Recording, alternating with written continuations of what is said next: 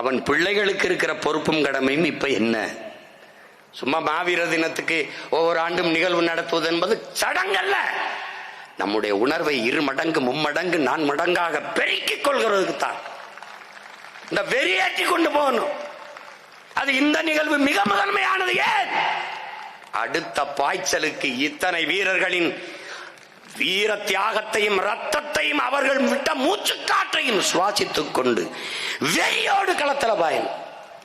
உயிரை கொடுத்தவனுக்கு வழிவந்த நீ நான் தமிழன் என்ற உணர்வை கொடுத்து ஒன்றான் என்றால் போகும். இந்த படை வென்றும் வென்றும் நீ நம்பு. நாம் தமிழர் கட்சியில் இருக்கிற ஒவ்வொரு வீரனும் ஒரு தங்கையும் தம்பியும் மாற்று கட்சியில் இருக்கிற 5000 வீரர்களுக்கு சமம்.